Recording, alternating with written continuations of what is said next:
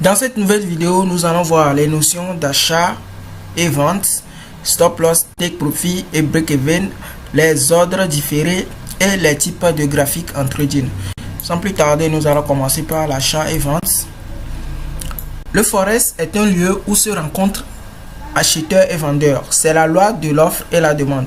Ces deux catégories ne se connaissent pas personnellement. Les investisseurs peuvent être vous et moi, particuliers. Mais il y a aussi des institutions, des entreprises, des banques, etc. Donc, le forex, c'est un lieu où on achète et on vend. Seulement que les acheteurs ne connaissent pas les vendeurs ne connaissent pas les acheteurs. Juste derrière notre écran, nous achetons et vendons. Donc,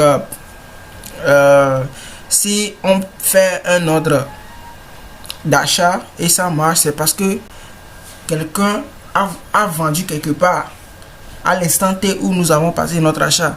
Et si on vend et l'ordre passe en même temps, c'est que quelqu'un quelque part veut acheter ce que vous voulez vendre, la devise que vous voulez vendre. Donc c'est un peu le concept. C'est très simple. Sachez que le forex, c'est achat et vente.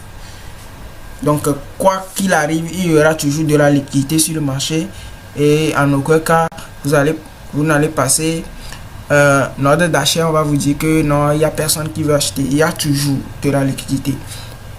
Donc tout le monde peut acheter et vendre sur le marché. Ça peut être vous et moi, ou bien des sociétés, ou bien des banques. Donc pour comparer avec les paris sportifs, on peut faire plusieurs paris sur un seul match. Exemple, buteur, nombre de buts, score exact, paris spéciaux, tout ça là. Nous, dans le forex, on a deux choix, achat ou vente. Donc, pour expliquer cela, sachez que retenez ceci, le trading n'a rien à voir avec les paris sportifs. Le trading, le métier du trading n'a rien à voir avec les paris sportifs. Juste, on a fait une comparaison ici pour vous montrer le nombre de choix qu'on a en trading. En trading, on fait seulement achat et vente. Et ces actions-là sont faites à travers des analyses. Et on peut anticiper. Ce n'est pas un jeu de hasard. Le trading n'est pas un jeu de hasard comparé aux paris sportifs. Juste les paris, on a plusieurs choix à faire. On peut choisir qui va marquer, le nombre de buts, qui va gagner, tout ça là. Mais trading, c'est achat et vente. Tu passes acheteur, si ça marche dans son sens, tu gagnes. Si tu passes vendeur, si ça marche dans ton sens aussi, tu fais des profits. Donc c'est ça. Si on passe acheteur, c'est qu'on mise que la paire de devises va grimper et donc va perdre de la valeur. J'explique.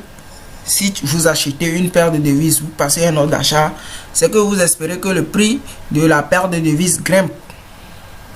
Donc si c'est le cas, si comme vous l'avez prévu en achetant, si ça se passe ainsi, vous allez faire des profits. Et si c'est pas le cas, vous allez perdre. Et si on passe vendeur, c'est qu'on mise sur la parité titre. On mise que la parité titre va baisser et donc perdre de la valeur. Donc la vente, c'est le contraire d'achat. Juste en vendant, vous espérez que le prix baisse pour pouvoir faire du profit. Et si ça ne se passe pas comme prévu, après votre vente, vous allez perdre. C'est tout. La décision d'acheter ou de vendre une paire de devises dépend de vos prévisions du prix. Si vous pensez que l'euro USD va augmenter, vous achèterez la paire ou en d'autres termes, vous ouvrez une position longue sur cette paire. Ça veut dire que si vous voulez vendre ou bien vous voulez acheter une paire de devises, c'est parce que vous avez fait une analyse de la paire en question et vous avez vu que dans cet instant ou bien à pareil moment ça va augmenter, ça va prendre de la valeur, bien ça va baisser. Donc c'est en fonction de ces analyses là que vous décidez de vendre ou d'acheter. à travers le MetaTrader par le biais du broker, vous lancerez votre ordre d'achat ou de vente selon ce que vos analyses vous disent. Donc, si vous pensez que l'euro USD va chuter, vous vendez la paire. Ou comme disent les traders, vous ouvrez une position courte sur cette paire. Lorsque le temps passe et que le prix de l'euro USD change, vous fermez la position et obtenez un profit si le prix a évolué conformément à vos prévisions. Point. Ouais. Si le prix évolue dans le sens inverse, vous enregistrerez une perte sur cette transaction. Comme je l'ai déjà dit, après analyse, si vous trouvez que l'euro USD va grimper et depuis votre MetaTrader, vous avez passé un ordre d'achat et que le prix augmente après l'évolution du marché, après que les prix évoluent, vous avez eu un mouvement de l'euro USD qui est allé dans votre sens, dans le sens que vous avez prédit. Donc, si c'est le cas, vous allez fermer votre position en gain. Et si c'est l'inverse, s'il n'y a pas eu un mouvement favorable à votre analyse, à votre ordre et à votre position, vous allez perdre. Vous allez perdre ce trade, ou bien cette position, ou bien cet ordre. C'est la même chose. Pour effectuer ces opérations, vous devez placer des ordres en donnant des commandes spéciales à votre courtier via votre terminal de trading, MetaTrader 4 ou le MetaTrader 5. Il y a plusieurs types d'ordres différents. Les principaux sont les ordres au marché, bien les exécutions directes, les ordres différés, les ordres take profit et ordre stop loss. On verra tous ces termes là dans les minutes qui vont suivre. Donc comme je l'ai dit, le broker, vous avez accès au marché grâce au broker et vous tradez grâce à MT4 ou 5. Donc avec MT5 ou bien le 4, vous passez vos ordres d'achat et ça parvient au courtier qui exécute instantanément ou presque. Donc tous les ordres que vous pouvez donner, ou bien les ordres que vous voulez passer sur le marché, vous le faites à travers MT4 ou MT5 et le broker s'en charge. Ça peut être un ordre direct, ordre au marché comme achat buy directement. Ordre différé, c'est juste des ordres en attente. Le take profit, on va expliquer tout ça, mais je suis en train de vous faire un peu d'espoir. Le take profit, c'est l'ordre de couper la position en profit, et l'ordre de stop loss, c'est l'ordre de couper la position en perte. Donc on a voulu expliquer la notion d'achat et de vente, et je pense que ça c'est compris. Achat, quand on fait de l'achat, on espère que le prix grimpe pour faire du profit, et quand on fait une vente, on espère que le prix chute pour faire du profit. Maintenant nous allons voir le stop loss, take profit et break even. Commençons par le stop loss. Un stop loss sert à limiter le montant des pertes d'un trader lorsque les cours évoluent en sa défaveur. De plus, cet ordre permet au trader de réduire ses inquiétudes lorsque les cours évoluent en sa défaveur et qu'il n'a pas de plan B. Aucun système de trading ne permet de faire des bénéfices à chaque transaction, et il est normal que des pertes surviennent. Une bonne gestion des risques vous permet de minimiser au maximum vos pertes. Un stop loss peut être une solution efficace afin de limiter vos risques. Sachez que en trading, les pertes viendront toujours. Il y aura toujours des pertes. Il y aura toujours des pertes. Et la fréquence à laquelle vos pertes vont survenir dépendra de votre stratégie de trading. Ça dépend de quelle stratégie vous utilisez. Est-ce une bonne stratégie? Même quelle que soit la stratégie, qu'elle soit très efficace, il y aura toujours des failles. Vous allez toujours perdre. Vous allez toujours avoir des moments de perte ou bien des trades. Ça peut, même si c'est une seule fois par mois que vous enregistrez une perte, sachez que c'est la loi. Je ne veux pas dire c'est la loi, mais c'est obligé que les traders connaissent la perte. Donc, les pertes peuvent survenir à tout moment, ça le trader le sait. Et comment faire pour limiter les dégâts? Quand on fait des pertes en trading, il faut mettre un stop loss.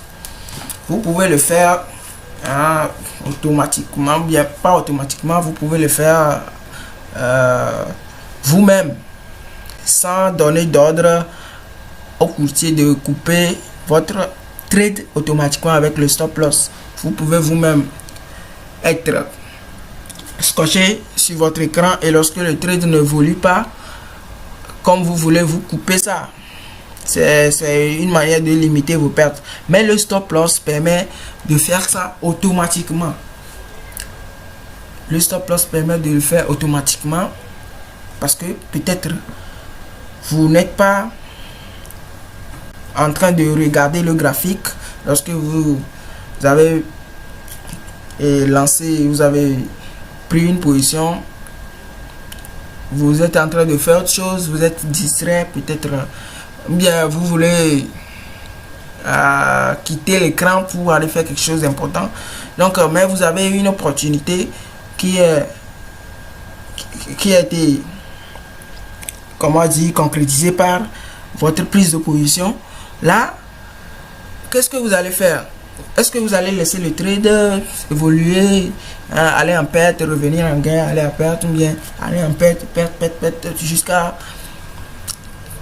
cramer votre capital? Non. Ça peut évoluer aussi favorablement lorsque vous laissez un trade libre sans que vous êtes en train de le surveiller. Ça peut aller en gain. Vous pouvez avoir un gros gain au-delà de vos espérances. De la même manière, vous pouvez avoir des pertes. Une perte là que vous n'avez pas imaginé, vous n'avez pas prévu. Donc le stop loss sert à limiter les dégâts. Donc une fois que vous voulez quitter l'écran, vous allez faire votre analyse, et selon l'analyse et selon votre capital et selon surtout la gestion de risque que vous voulez appliquer à votre trading, vous allez mettre un stop loss qui va servir à couper votre trade en perte lorsque le trade n'évolue pas en votre faveur. Donc on a donné un exemple pour mieux montrer ce que c'est que le stop loss. Exemple, buy euro USD 1.1020. Donc le stop loss est mis à 1.1000. Ça voudrait dire quoi? Ça voudrait dire que vous avez fait un achat à ce prix là, à 1.1020. Maintenant vous espérez que le prix aille au-delà de 1.1020, que ça grimpe 1.1021, 1.1022 jusqu'à là où vous voulez que vous trouviez que le prix ira, et là vous allez couper votre position en gain. Mais comme il n'y a pas d'analyse, il n'y a pas de stratégie qui donne 100% 100% de probabilité de gain, il faut mettre un stop loss pour limiter les pertes au cas où ça ne va pas bien se passer. Donc le stop loss est mis à 1.1020 qui est 1.1000, qui est en dessous de 1.1020. Ça veut dire que lorsque le prix descendra de 1.1020, 1.1019, 1.1015, ainsi de suite, là c'est que vous êtes en perte. Mais pour limiter les dégâts, vous avez trouvé bon de mettre un stop loss à 1.1000. Et là, lorsque le prix atteindra, le marché atteindra ce prix, le trade va se couper automatiquement. On a déjà vu le lot. Ça fait 20 pips de stop loss. Ça veut dire que si vous prenez un mini lot, là vous allez perdre $20. Ça veut dire que vous êtes prêt à perdre cet argent là. C'est pourquoi vous avez mis ce stop loss. Et là vous devez vous assurer que il y aura encore ces $20. Assurez-vous que ces $20 que vous avez risqué, ces 20 pips que vous avez risqué, c'est un montant que vous pouvez vous permettre de perdre sur votre capital de trading. Et ceci dit, bon, après on fera une vidéo spécialement pour la gestion des risques. Mais le mieux en trading, c'est de faire sur chaque trade, c'est de risquer 1% de son capital. 1% de son capital. Mais bon, après on verra ça. Donc c'est ça le stop loss quand on fait buy. Maintenant quand on fait sell euro, on sell euro USD 1.1020. On a vendu l'euro USD à 1.1020. Maintenant le stop loss est à 1.1040. Je l'explique. 1.1020 c'est le prix d'entrée, le prix auquel vous avez pris la position de vente. Maintenant, le stop loss est mis à 1.1040 parce que lorsque le prix ira au-delà des 1.1020, ce sera pas joli pour vous, ce sera la perte. Donc, une fois que le prix évolue en votre défaveur, en allant en perte, vous trouvez que déjà 20 pips au-dessus du prix d'entrée, c'est mort. Donc, vous mettez un stop loss au prix que vous trouvez que non. Franchement, si le prix vient là-bas, le trade n'est plus valide, c'est que c'est bon. Et là, c'est le 1.1040 qui est au-dessus du prix d'entrée. Et là, quand le prix va baisser, quand ça ira en dessous des 1.1020, c'est-à-dire 1.1019, 1.1018, là, vous allez gagner. Vous allez gagner. Donc, en conclusion, s'il y a achat, s'il y a buy, achat, buy, c'est la même chose, vous comprenez. Le SL, c'est l'abréviation, le diminutif de stop loss, SL. Le SL est toujours en dessous du prix initial. Et s'il y a vente, sell, le vente est égal encore sell. Maintenant, le SL, stop loss, est toujours au-dessus du prix initial. Facile comme bonjour. Maintenant, on va voir le take profit ou le TP. Take profit égale TP. Semblable au stop loss, le take profit est un ordre de sortie. Cependant, contrairement au SL qui limite la perte sur un trade, le take profit indique un prix particulier auquel un trade rentable sera automatiquement clôturé. Donc, le mécanisme du stop loss aussi est celui du take profit.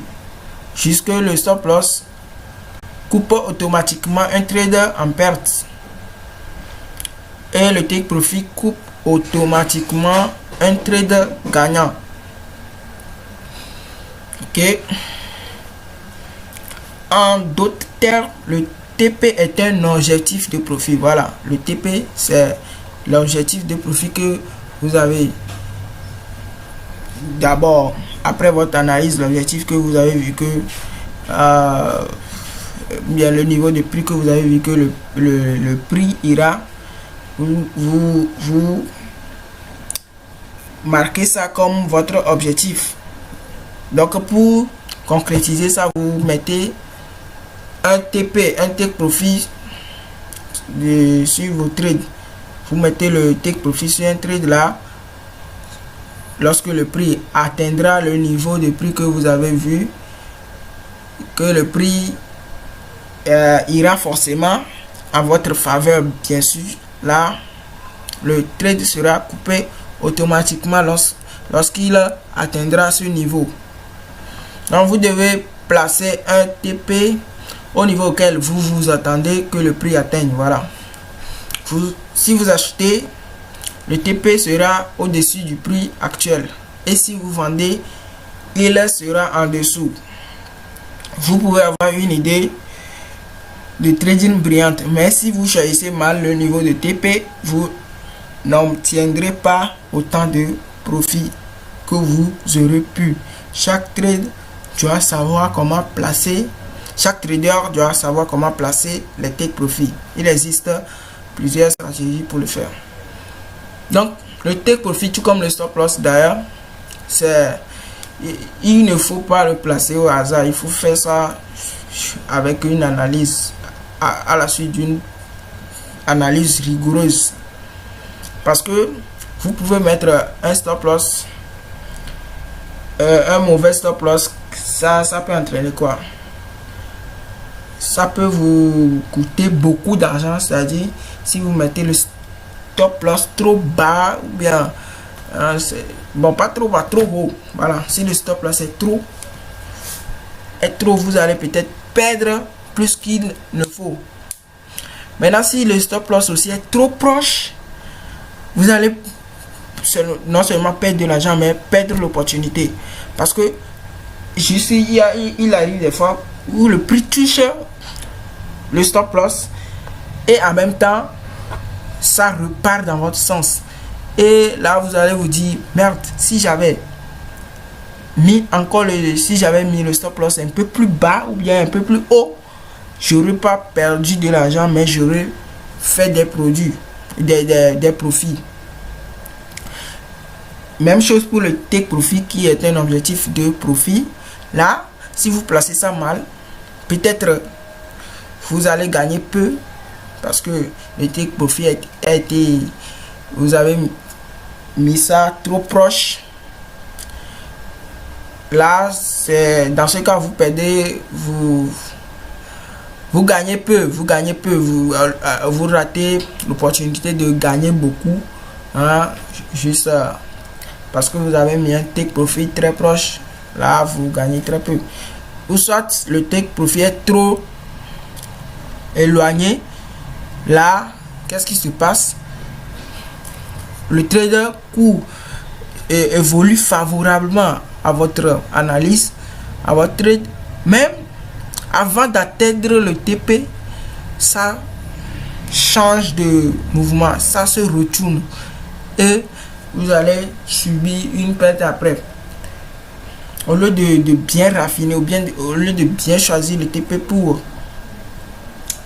que le trade soit effectivement coupé automatiquement lorsque le TP sera atteint, vous allez perdre ce que vous aurez dû gagner et vous allez aussi perdre dans vos capitaux, parce que si ça se retourne, qui ne dit pas que ça va dépasser votre prix d'entrée et aller toucher le stop loss.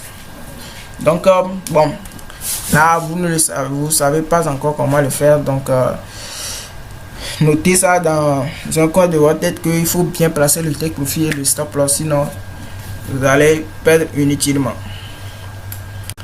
Exemple, achat euro-USD, toujours l'euro-USD à 1.1020. Le stop loss, comme on l'a déjà fait ça, le stop loss est à 1000. Au-dessus, en dessous plutôt, parce que c'est un achat, on espère que le prix grimpe. Le stop loss, c'est la limite de perte et l'objectif de profit est au-dessus, parce qu'on espère que le prix monte et va au-delà de 1,1020, et c'est ce qui s'est passé.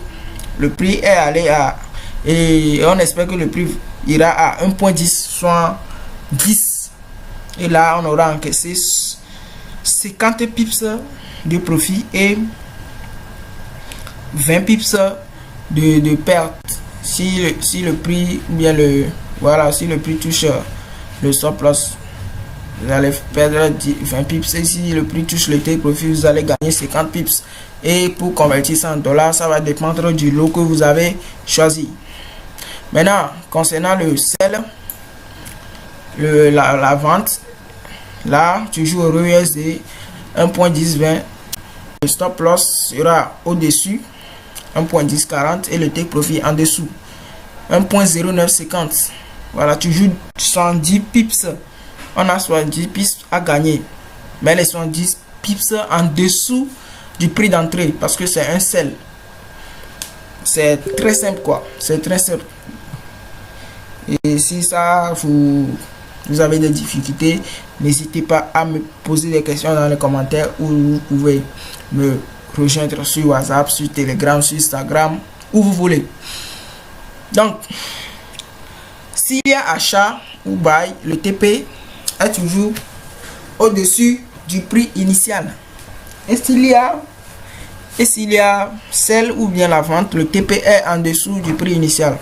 Je ne rajoute rien, c'est très clair. Passons au break-even ou le BE. Le break-even consiste à, dès que le cours dépasse votre point d'entrée et que votre trade évolue favorablement, à déplacer le stop loss juste au-dessus du point d'entrée ou à son niveau. Ainsi, quoi qu'il arrive, le trade est considéré comme gagnant. Donc, pour les stop loss et les take profit, on peut appliquer ça lorsqu'on veut passer l'ordre en même temps. Donc, en déclenchant, en appliquant le sell ou bien le buy, vous pouvez déjà mettre le stop loss et le take profit. Aussi, vous pouvez le faire après avoir lancé la position, après avoir pris le trade, vous pouvez revenir mettre le stop loss et le TP. Mais le break-even, c'est obligé que le trade soit déjà en cours avant de le placer. C'est la première condition pour mettre le break-even. La deuxième condition, c'est le trade doit être gagnant. Forcément, s'il n'est pas gagnant, on ne peut pas mettre du break-even. On ne peut pas mettre du break-even si le trade n'est pas gagnant. Le trade doit être en cours et gagnant. J'explique. Bon, on va voir l'exemple. Peut-être vous allez comprendre en même temps. L'exemple, le matin, buy euro USD 1.1020. Donc le matin, vous avez acheté le euro USD à 1.1020. Vous avez mis vos stop loss 1.1000, un TP de 1.1070. Donc l'après-midi, la paire euro USD passe de 1.1020 à 1.55 à 1.1055. Cela veut dire que vous êtes en gain. Le prix est au-dessus du prix d'entrée, du prix initial, alors que vous avez fait achat. Donc vous êtes déjà en gain de 35 pips environ, ouais, de 35 pips ou bien 25. Les calculs sont bons, non? Ouais, de 35 pips. Cela veut dire que vous êtes en gain, mais le TP n'est pas encore touché. Vous êtes en gain certes, mais le take profit, votre objectif de profit n'est pas encore atteint, qui est le 1.1070.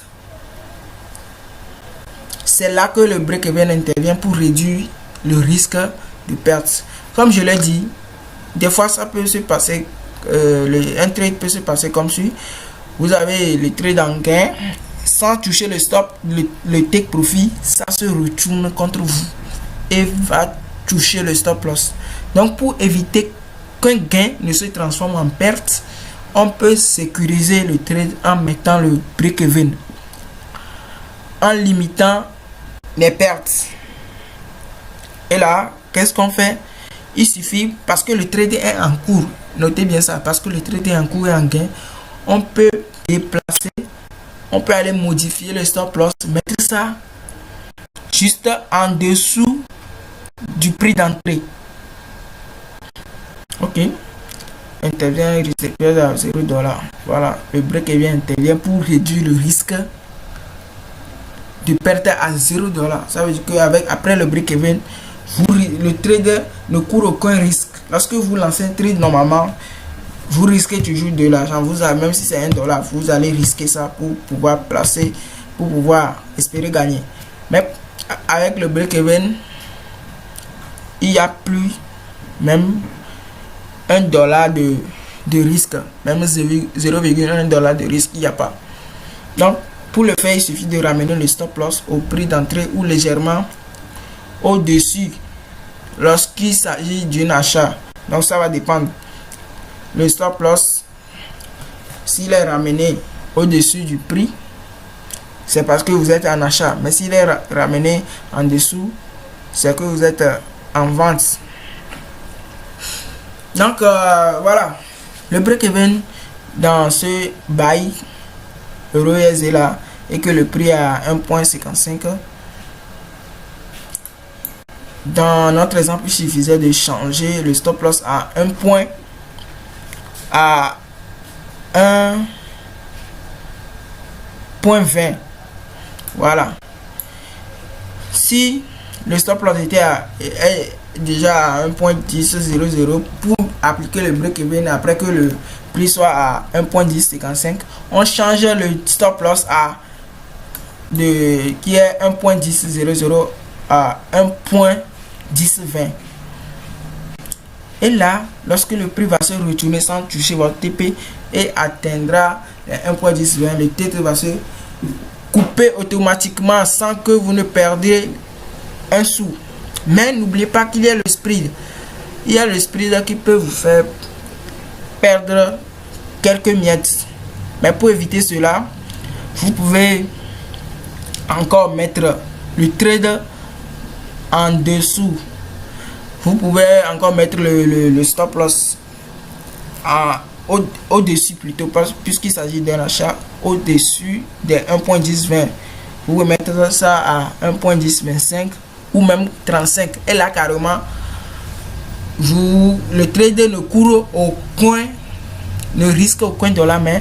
Vous avez déjà sécurisé une partie de votre gain. Si vous mettez ça à 1,1035, cela veut dire que lorsque le prix retournera de 1,1055 à 1,1035, là, vous allez vous sécuriser. Alors combien de pips? 10 à 35, ça fait 15 pips. Là, vous avez 15 pips d'office. Donc, attention quand même. Peut-être que le fait de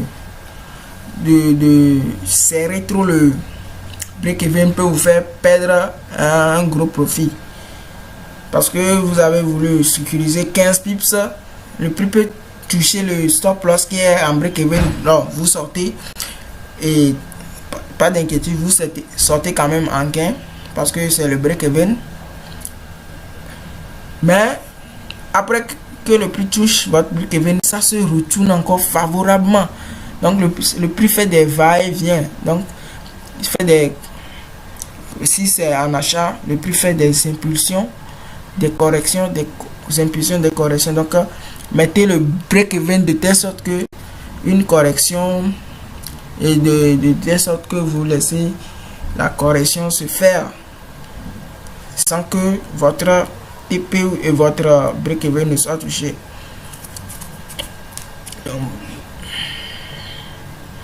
Donc s'il s'agissait d'une sell ou bien d'une vente, là le break-even sera en dessous. Le break-even sera en dessous du prix d'entrée. Si vous entrez à 1,1020 toujours, là le stop loss qui sera au-dessus à 1,1040, vous ramènerez ça à 1,1019, 18, ainsi de suite, que ce soit entre le prix actuel du marché et votre prix d'entrée. C'est tout. Bon, nous voici sur un graphique. Là, je vais vous montrer comment marche le stop loss et le take profit. Donc, vous voyez ce pointillé là, c'est le prix d'entrée, c'est le prix actuel du marché. Et là, vous décidez de faire un achat ici. Donc, ici, on va dire que c'est un achat.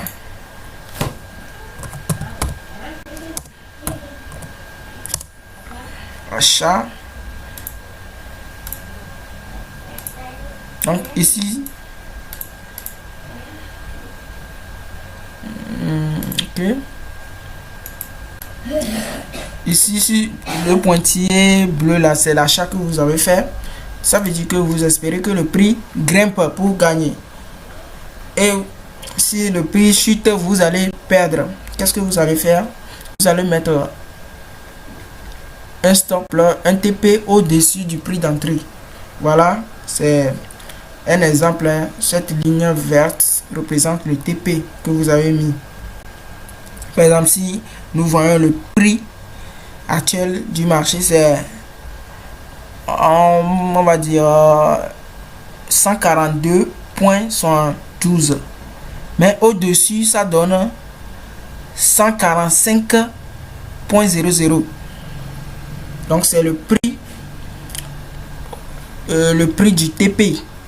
Vous avez après analyse, vous avez vu que si le prix part d'ici direct, ça viendra ici, et le stop loss sera en dessous. Là c'est en dessous des 1 point des 142,78 qui est le 1 point, pourquoi je dis 1 point, 141,14 qui est le stop loss en dessous du prix d'entrée.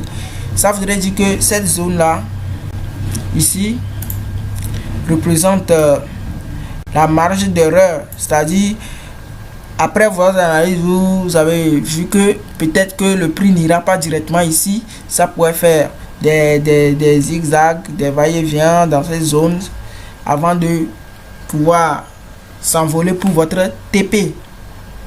Donc c'est pour ça vous n'avez pas mis le stop loss juste au-dessus du prix d'entrée, parce que vous savez que le prix doit bouger, même si ça doit aller en hausse bien en baisse, ça peut faire des choses ici avant de pouvoir s'envoler.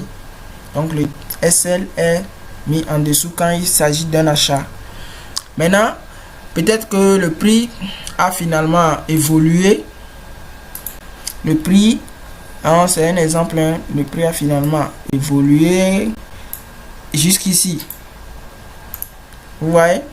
Donc, ça veut dire que vous êtes en gain. Et là, vous allez voir. Il faut que je remette ça. Voilà. Donc, vous allez voir ce que ça donne comme prix ici. Le prix a évolué, est arrivé jusqu'ici. Vous voyez, vous allez voir son prix. C'est ce qui est 144,36. Donc, vous êtes en gain. Maintenant, vous voulez sécuriser ce trade là. Qu'est-ce que vous allez faire? Il suffit juste de voir un prix au-dessus du prix d'entrée. Peut-être un peu au-dessus si vous voulez juste sécuriser le trade, réduire le trader à $0 de perte. Vous visez juste au-dessus du prix d'entrée parce que vous allez prendre en compte le spread. Mais si vous voulez sécuriser, attendez, je vous montre là. Si vous voulez sécuriser, juste vous déplacez le stop loss ici. Et là, vous aurez pratiquement $0 de perte. Ou peut-être quelques miettes de gain. Mais si vous voulez sécuriser une partie de votre gain, qu'est-ce que vous faites? Vous allez déplacer considérablement le stop loss là, peut-être ici. Et là, vous aurez sécuriser une partie de ce gain là, ce gain là, vous allez sécuriser au moins la moitié. Donc lorsque le prix va se retourner jusqu'ici, le trade sera automatiquement coupé. Mais ça peut arriver que le prix fasse ça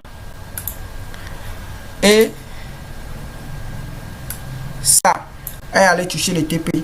Donc on place aussi le TP en suivant une analyse. On ne place pas ça, on déplace ça, on ne déplace pas le stop loss au hasard.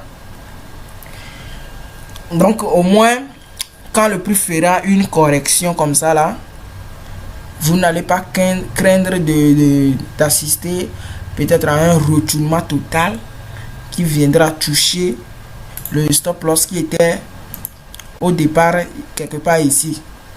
Là vous serez sorti ici en gain si le prix décidait de casser tout ça là et de revenir en bas.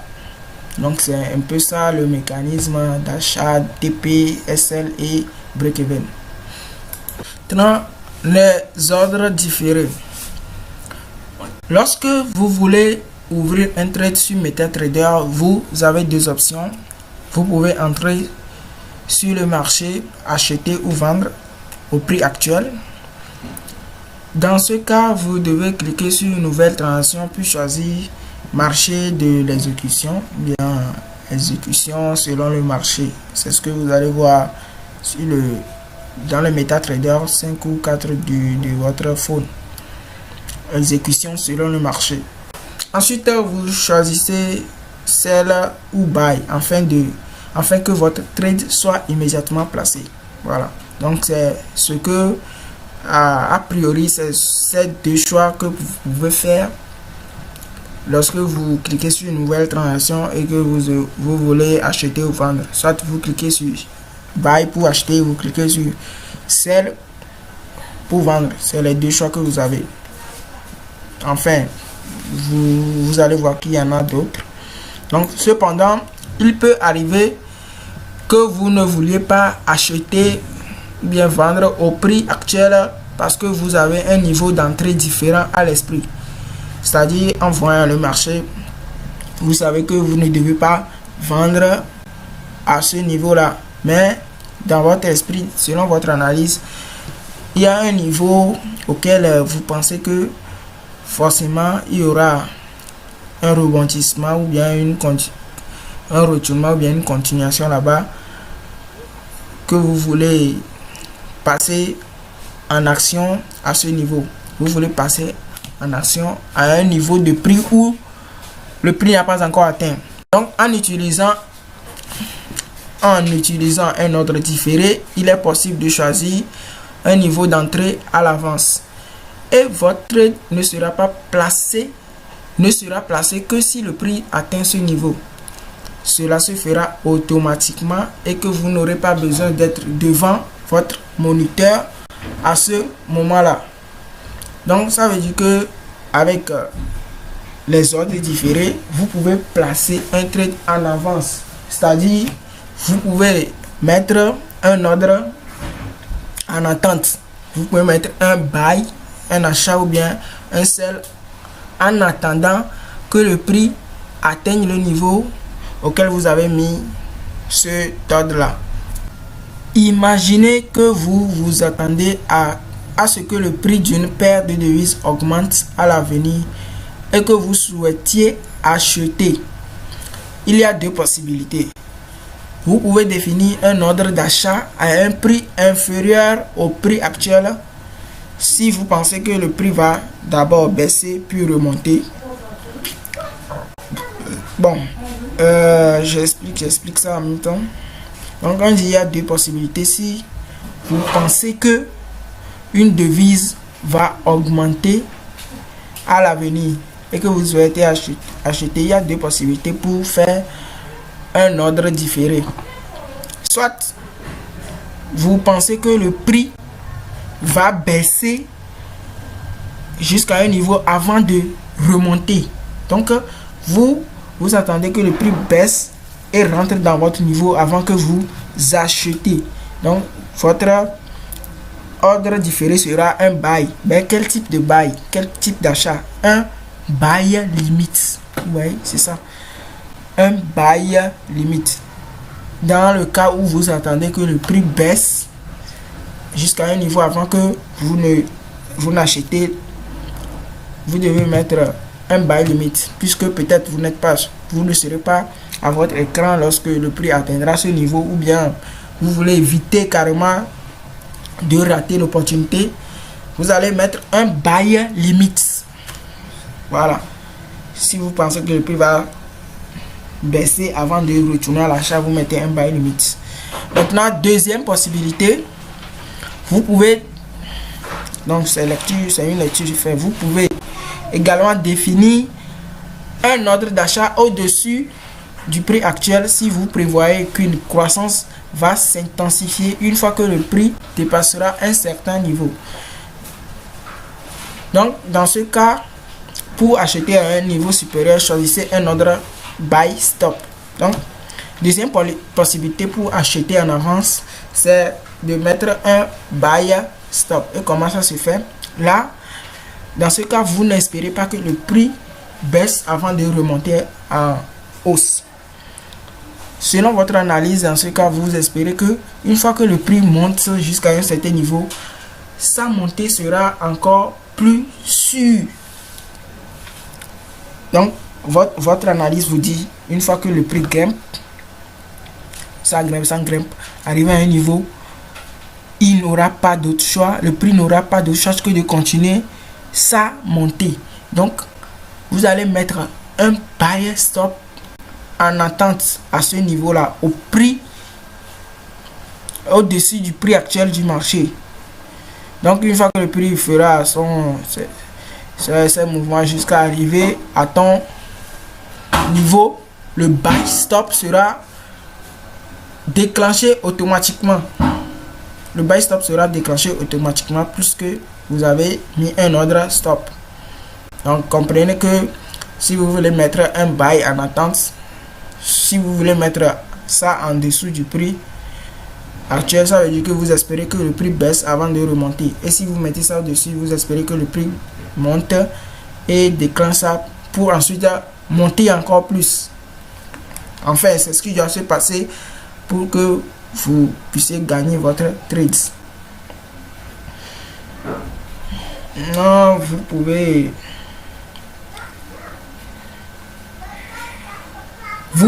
également définir un ordre d'achat au-dessus du prix actuel. Voilà, on a déjà vu ça. Il existe des options similaires pour la vente. Vous pouvez placer votre ordre de vente au-dessus du prix actuel.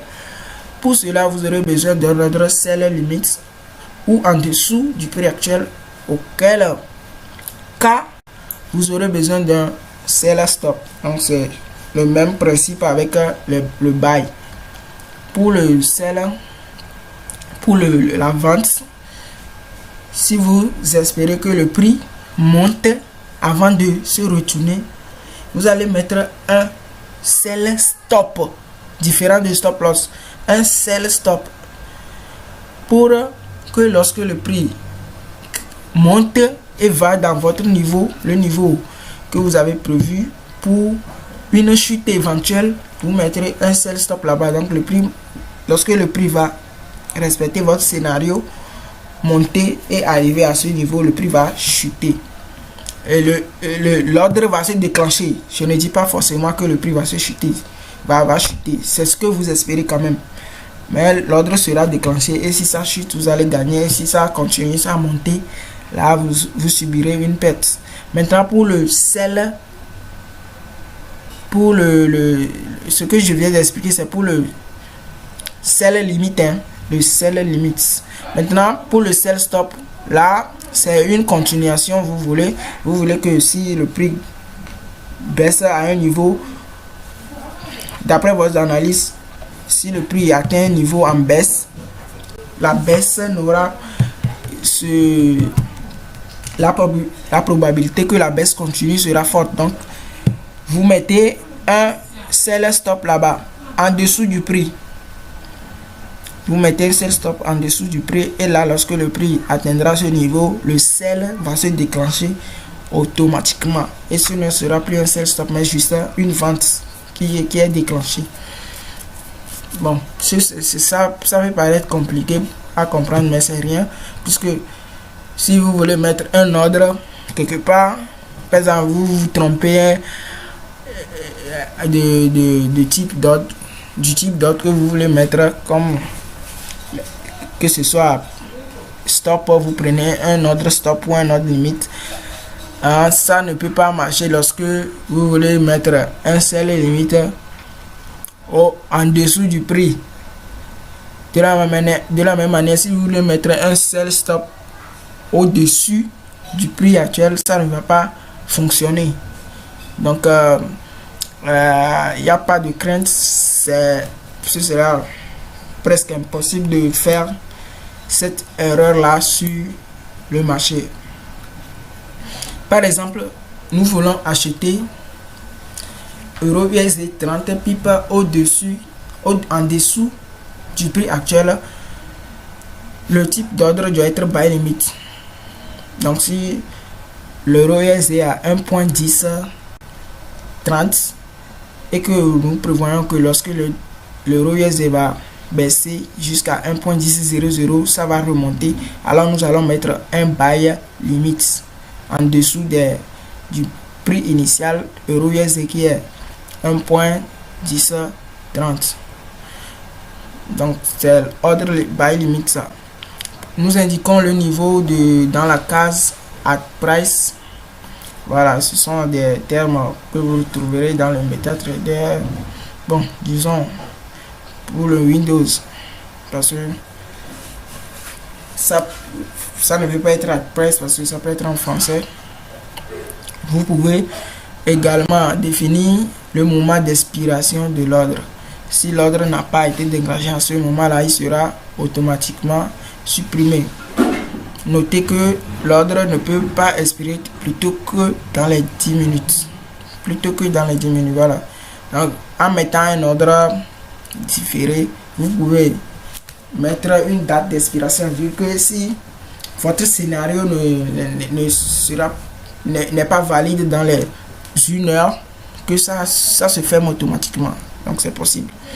Maintenant, si nous voulions acheter 30 pips au-dessus du prix actuel, nous aurons besoin de choisir un type d'ordre, buy stop, c'est-à-dire quand le euro-USD est à 1.1030 par exemple, que nous pensons que le euro-USD en atteignant les 1.1060, ouais, ça fait 30 pips au-dessus, le prix continuera sa hausse. Donc, on met un buy stop à 1.1060 et lorsque le prix atteindra ce prix là, ça va déclencher un buy automatiquement. Et si ça augmente, si le prix monte, vous allez gagner. Et si ça baisse, vous allez perdre. Ok, maintenant il faut noter que l'ordre blablabla. Si nous voulions acheter 30 pips au-dessus du prix actuel, nous aurions besoin de choisir le type d'ordre buy stop. Voilà, c'est ce qui est dit. Cliquez sur place, le numéro et le statut de l'ordre différé apparaîtront dans l'onglet Terminal Trade et le niveau de l'ordre sera affiché sur le graphique. Pour modifier ou supprimer l'ordre différé, faites un clic droit sur, voilà, c'est un peu un tuto. Donc bon, ça c'est quelque chose à voir à part. Donc c'est ça l'ordre différé. Je vais vous montrer quelques exemples sur le graphique, comment ça se passe, le mécanisme. Bon, voyons un peu les ordres différés sur le graphique. Donc ici on a le prix actuel du marché qui est 142.53, d'accord, 142.53 et c'est en train de bouger. Maintenant le truc est quoi? C'est que d'après vos analyses, vous imaginez que le prix arrivé à ce niveau ici, le prix arrivé à ce niveau va monter. Il y aura une hausse lorsque le prix atteindra ce niveau. Là, qu'est-ce que vous allez mettre? Vous allez mettre un buy stop. Vous allez mettre un buy stop. Et le excusez-moi beaucoup, c'est plutôt un buy limite. Parce que vous espérez, selon votre analyse, le prix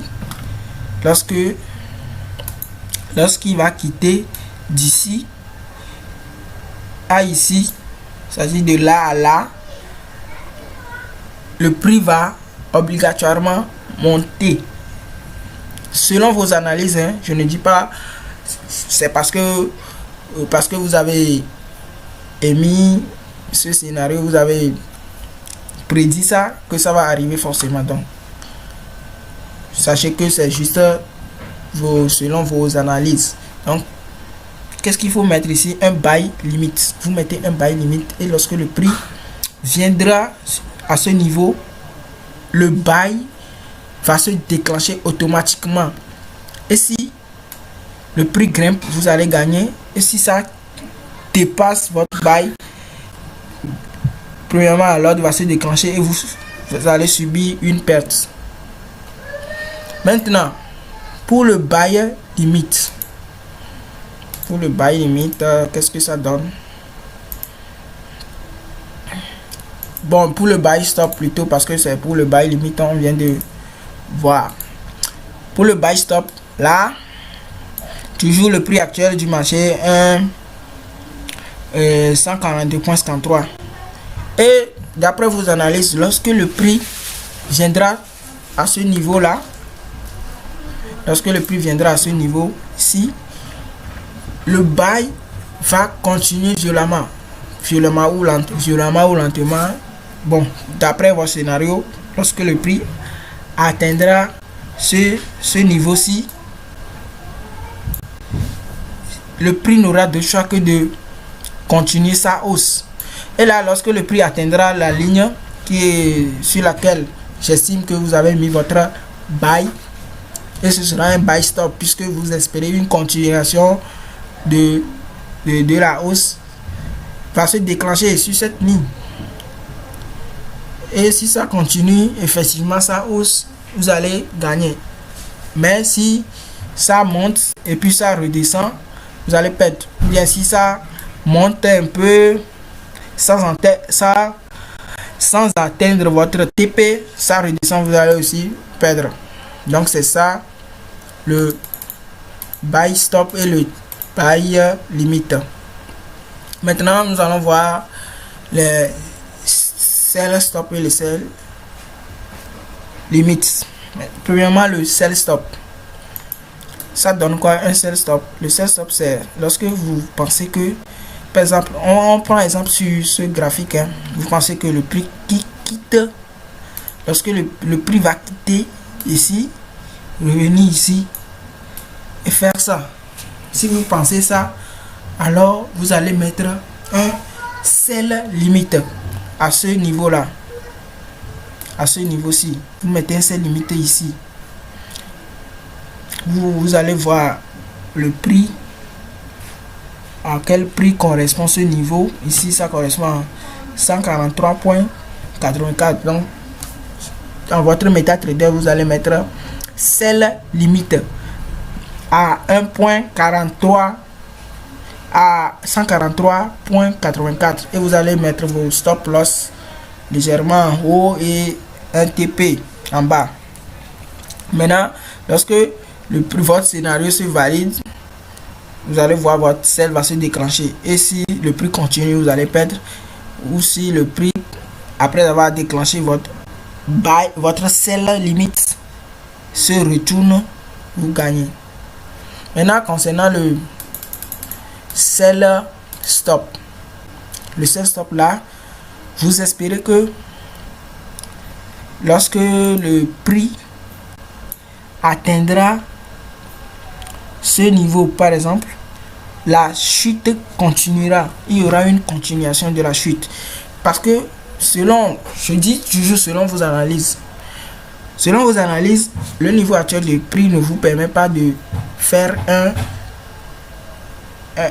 sell en même temps, parce que vous trouvez que ce niveau est dangereux. Tout peut se passer, mais arrivé à ce niveau là, vous pensez que forcément il y aura une continuation de la vente, de la baisse. Donc vous allez mettre un sell stop, et lorsque le prix atteint ce niveau,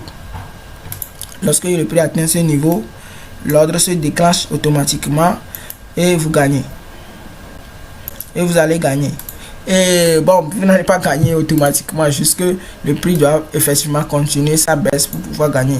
Mais si vous savez que après avoir déclenché votre sell stop, le prix se retourne contre vous, alors là vous allez perdre. C'est tout. C'est pas quelque chose de compliqué. Donc si par exemple ici, si vous voulez une continuation de la baisse, vous mettez sell stop, non. Mais si vous voulez mettre ça ici, ça va pas être possible. D'abord, techniquement ce n'est pas possible, et aussi le MetaTrader ne va pas accepter, le broker ne va pas accepter que l'ordre puisse se placer. Il y aura, on va dire, erreur, bien quelque chose qui ressemble à cela. Donc c'est tout pour l'ordre différé, que ce soit les ordres stop, les ordres limites. Maintenant, nous allons voir les types de graphiques en trading. Le marché de Forex, tout comme les autres marchés, sont représentés par des graphiques. Il existe 3 types de graphiques. Graphique à bougie, c'est le graphique le plus utilisé. Le graphique à barre et le graphique en ligne. Nous allons les voir pour les reconnaître une fois que nous serons devant un de ces graphiques.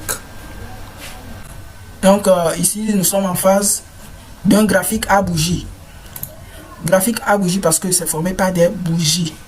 Donc vous voyez, ces choses-là, ce sont des bougies ou bien les chandeliers japonais. Ce graphique-là est le plus utilisé parce que ça nous donne plus de détails que les autres, à mon avis. Et bon, les autres types sont presque inexistants, parce que carrément personne ne les utilise. Mais les spécialisés peuvent l'utiliser, je ne sais pas. Ceux qui connaissent en la matière peuvent l'utiliser, mais le plus utilisé, le plus aimé, le plus commun, c'est le graphique à bougie. Par exemple, on est dans un time frame de 15 minutes. On est dans une unité de temps de 15 minutes. Ce qui veut dire que une bougie correspond à 15 minutes. Si nous étions dans un time frame de 1 heure, une bougie correspondra à 1 heure.